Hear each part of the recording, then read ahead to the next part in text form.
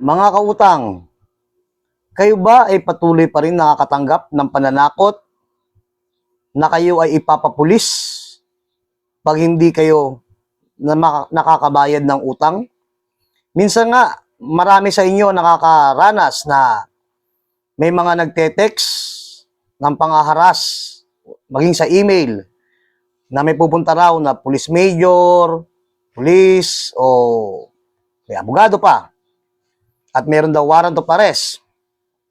At ang iba naman, mga nagpapautang ng mga informal lenders, ay nananakot, nadadalhin sa pulis, nagsasama ng pulis,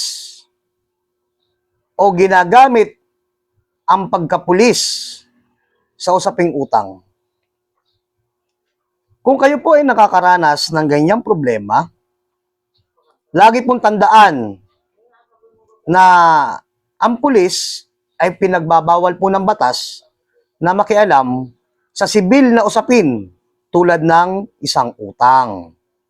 Maaari lang silang makialam sa utang kung may court order ng korte o utos ng korte upang bigyan ng assistance ang sheriff upang ipatupad ang writ of execution o iba pang bagay na kailangan ng kanilang presensya.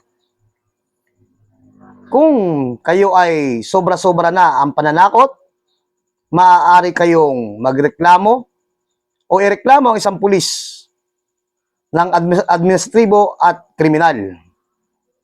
Tandaan, hindi ka pwedeng ipapulis sa simpleng utang dahil yan ay sibil na usapin at obligasyon na maaring pag-usapan sa barangay o maaring pag-usapan at iakyat sa korte upang pag-usapan ang nasabing pagbabayad ng utang.